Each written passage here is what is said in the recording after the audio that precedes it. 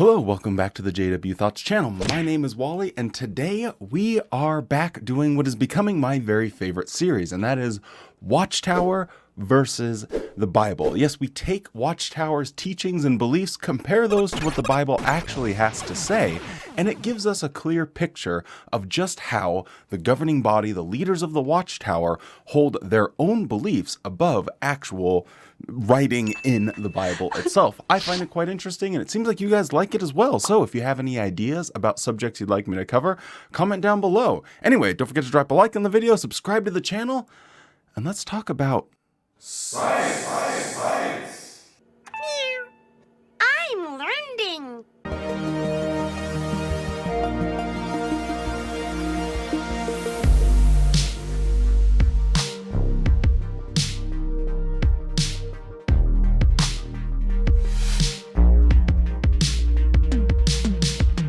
The Watchtower has been repeating pretty much the exact same line for how it feels about scientific discovery and how those match up with what the Bible has to say since like the 60s. It's been the exact same line, and I think nothing really encapsulates that better than a 2007 Awake article, and it's talking about reasons to trust the Bible, and the fourth one given is scientific accuracy, and it has this to say: the Bible is not a science textbook. Yet, when it comes to scientific matters, the Bible is noteworthy not only for what it says, but also for what it does not say.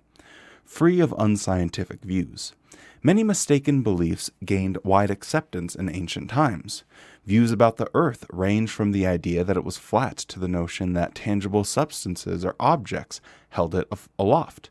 Long before science learned about the spread and prevention of disease, physicians employed some practices that were ineffective at best, lethal at worst. But not once in its more than 1,100 chapters does the Bible endorse any unscientific views or harmful practices. Are you sure about that? So if you've ever been a Jehovah's Witness, you are quite familiar with this line because it is something that we as Jehovah's Witnesses, or when I was a Jehovah's Witness, I would say quite often gave me confidence in the Bible being reliable and accurate and a book from God. I would spit the old lines out there like I didn't have a functioning brain. Well, thousands of years before man actually discovered that the world was a sphere, you could find that in the Bible. And long before anyone ever thought, before the theory of gravity came along and that the earth was hanging on nothing, the Bible mentioned that. These were very common things that we would bring up, even if you were going to be studying with someone during your preaching work. Very early on in that old Bible teach book, you would be saying these lines to people and hoping they would just eat it up. Now, the first time I had a sort of doubt that came about was when I had to give a talk about this very subject. And I was like, well, maybe I'll just do a little bit more research for this talk. That way it's not just the same lines that we've been repeating for decades now. And as I started doing research, I came to find out that it wasn't as open and shut as I would have liked to think it was, and I will be talking about some of those points. But this is Watchtower's position. It says emphatically that there is zero errors. It doesn't endorse any unscientific views or harmful practices. So this is a Watchtower versus the Bible. So does the Bible have any unscientific views? Well, let's look. The most common scripture that a Jehovah's Witness will point to when it comes to the incredible scientific accuracy of the Bible is going to be Isaiah chapter 40, verse 22, which says, "There is one who dwells above the circle of the earth, and its inhabitants are like grasshoppers. He is stretching out the heavens like a fine gauze, and he spreads them out like a tent to dwell in." The second most common scripture that you're ever going to hear from a Jehovah's Witness on this subject is going to be Job 26, verse 7, which says, "He stretches out the northern sky over empty space, suspending the earth upon nothing." Now, back to that 2007 Awake article, notice how Watchtower quotes these scriptures. Some 3,500 years ago, the Bible stated that the earth is hanging upon nothing. In the 8th century BCE, Isaiah clearly referred to the circle or sphere of the earth. In typical Watchtower fashion, they have taken the verses that support the thing they're trying to explain and ignoring the majority of the scriptures that would directly conflict with what they're saying. I'll just give you a few examples, but it doesn't take very long to find a lot of these different examples in the Bible. Psalm 104:5, He set the earth on its foundations.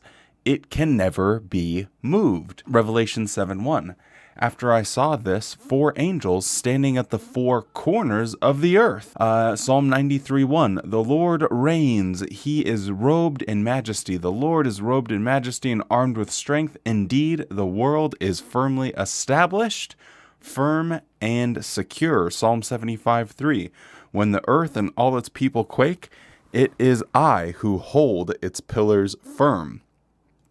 So I think we can get a pretty clear idea of what the writers of the Bible, what these ancient people were thinking about the shape or how the world was positioned in the cosmos. So how does Watchtower get around all of these verses in the Bible? Well, they have an article on their website called Does the Bible Teach That the Earth is Flat? And they have a section there. What does the Bible mean by 4 corners of the earth, where it has this to say? The expressions the 4 corners of the earth and the ends of the earth used in the Bible are not to be taken literally, as if the earth were square or had ends. Instead, these evidently are figures of speech referring to the entire surface of the earth. The Bible uses the 4 points of the compass in a similar way. Now, I find this to be particularly interesting because Watchtower, as we know, is famous for just offering an interpretation of just about anything. And it always amuses me that whenever the Bible does say something or seems to be pretty consistent with how it's describing the earth as having ends or corners or being flat, there's obviously more examples, and when the Bible seems to be pretty specific on it, what does Watchtower do? Well, you can't take that literally. That would be absurd to take that literally. Yes, and it's also absurd to think that the story of Noah is true, or that someone was raised from the dead, or that there was talking animals, or that there was people that were walking on water, or that the Red Sea was parted. They are so willing to accept these obvious stories, these fairy tales, these things that just are not true, and they were even told as just stories. It's like someone picking up a comic book 100 years from now and seeing, them reading about Superman and like, wow, this person must have really existed because it mentions a city. Spider-Man is a better example because he's in New York City. Well, I can trace that New York City existed. Therefore, all of these supernatural claims that this has to say are also true. It just doesn't work like that. And it always amuses me that Watchtower will play this game where they're like, well, can't take those things literally, of course, because what is happening here? You finally get an example where you can prove something, you can demonstrate it. And what happens when you can actually prove something? And it's not like, well, you just have to take this on faith. Oh, this is just happening in some other dimension.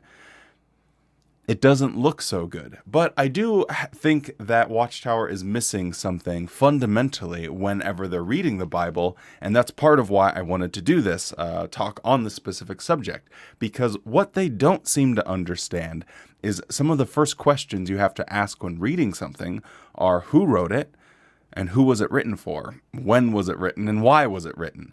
And if they haven't done these fundamental questions because they're always looking at it from a modern day perspective. So let's actually do that and see if that helps us to make more sense of these scriptures.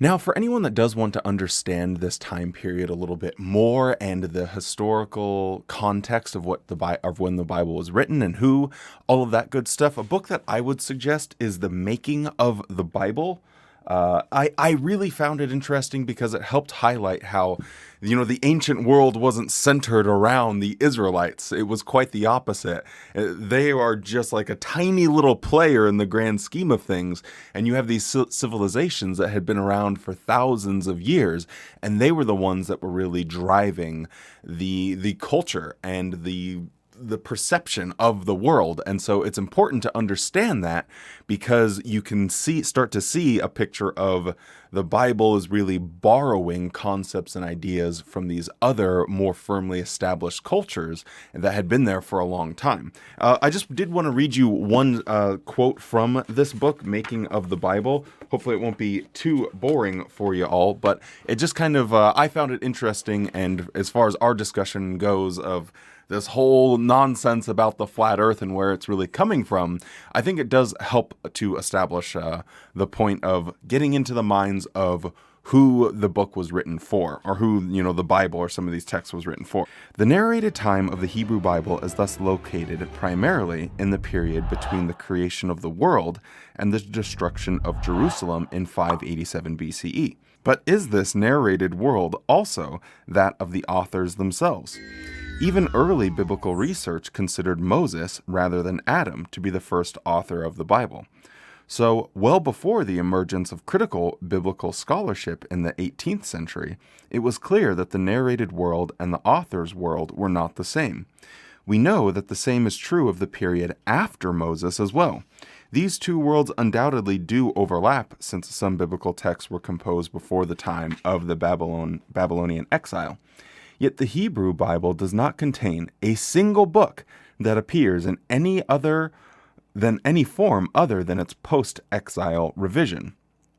Now, I think that is really important to really understand, is it wasn't until after their Babylonian exile that they started compiling and writing some of these oral traditions down. And these concepts and everything are no doubt going to be borrowed from the general consensus of that ancient world, which makes Watchtower's claims absolutely ridiculous. Here's one that's particularly infuriating. This is just under Bible Questions Answered. Does science agree with the Bible? And it says, yes, for although the Bible is not a science textbook, it is accurate when it mentions matters of science. Consider some examples showing that the science and the Bible agree, and that the Bible contains scientific facts that differed greatly from the beliefs of many people living at the time it was written. That is such a ridiculous statement. It contains these scientific facts that were different from the people in the same time period that it was written, because that simply is not the case. And this whole thing, I know I might be rambling a little bit here, but hopefully it'll all make sense. So consider a verse like Job 26 and verse 10, where it says, he marks out the horizon on the surface of the waters. He makes a boundary between light and darkness. Now, this is a very poor translation that Watchtower has done, because when it says he marks out the horizon, it should be translated, it uses the Hebrew word for circle, the same one we got from Isaiah 40:22. So it's literally saying he is drawing the circle on the surface of the waters. Now you can kind of get a better understanding of like what's going on here. He is drawing out a circle on the surface of the waters. That sounds very similar to what was the perception of all of the people in that time period of how they saw the world. Here's another example of that in Scripture. There's a lot of different ones, so we don't have time to get into all of them, but here's another one. In Proverbs 8, verse 27, when he prepared the heavens, I was there. When he marked out the horizon on the surface of the waters. Again, Watchtower's doing their funny little translation game where they're like, maybe if we just kind of do it this way, then we don't actually have to deal with the fact that maybe the Bible is portraying the earth as being this flat disk. So that should be translated again. When he marked out the circle on the surface of the waters. Again, you're getting this deity, God, who is drawing a circle on water. Now, what was the ancient perception of the world back then? It was that the world was resting in water with this foundation, these columns, and then there was hell beneath it, and then there was this water, and then there was this flat disc, and that flat disc was the earth, and it was marked out in water, and then it had this dome thing over it in which all of the stars and everything were contained in, and above that was that other firmament that God created when he created the heavens and the earth. Remember when it said he made a dividing of the waters between the water below and the water above? So again, we have all of this scriptural evidence that that is how they perceived the world around them, and it makes perfect sense because that's how everyone would have perceived the world around them. And what's hilarious to me is that Watchtower can't have it this way. They can't just take this very simple, obvious explanation because they have to make everything out to be this crazy supernatural nonsense. Why does their Bible have to be ahead of its time and ahead of everyone else, and it has this scientific stuff that wasn't discovered for thousands of years, when that is simply not the case? And you're taking one example and then you're ignoring all of this other actual evidence, and you're doing that by mistranslating a word. The Hebrew word that they use there in Isaiah 40:22 is really indicative of just a flat disc, a circle.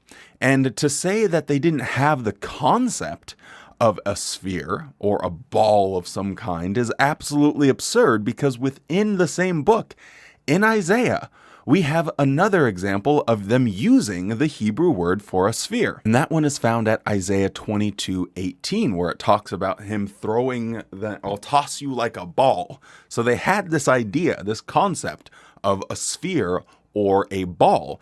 So it would have been even more interesting if they would have used that expression for a ball or a sphere in Isaiah 40:22, and Watchtower could point to that. But no, again, they absolutely fail on this point. So what can we conclude then on this edition of Watchtower versus the Bible? Well, it would appear, especially when you take in the historical context and who was passing down the oral traditions and who was writing and compiling the sections that eventually became the Bible, you have to take into account their perception, and their perception was of an ancient world. Now, if people can't stomach this idea, they are just being ignorant and putting their fingers in their ears and not wanting to just listen to basic common sense and scholarship on the matter. It's not that difficult to just say, yeah, of course they would have talked about the world being flat and this sphere and standing on waters and having pillars and a foundation, because that's what everyone thought at the time. And then as our knowledge advanced and grew, we can just say, well, that's what they thought back then, and we think this now. And this isn't something that's completely out of the realm of possibility when it comes to Jehovah's Witnesses or any religious person for that matter, because they are so quick to say, oh, that was back then, when referring to slavery or some of the atrocities that are found in the Bible. Oh, well, that was just something, that's how it was back then. Okay, well, if you're so quick to always point out, oh, no, that was just an ancient world and that's how they did things, but we've made progress since, and now we have a different understanding. Why not just develop that same attitude for these biblical texts and just say, yeah, that's how they saw things back then, and now we know through modern observation that it was wrong, that it's not true. And it really looks dumb and silly whenever Watchtower goes and banties on about, oh, well, this Bible, it was ahead of its time. No, you actually have to look at it for what it is, and that is in its time. And your biblical research and understanding will just be made so much more rich and meaningful when you take off all the blinders and presuppositions and start just looking at the historical context and evidence for things. Anyway, thank you so much for joining me for another Watchtower versus the Bible. Please comment down below what you'd like me to cover next time. And speaking of next time, that's when I'll see you. Bye.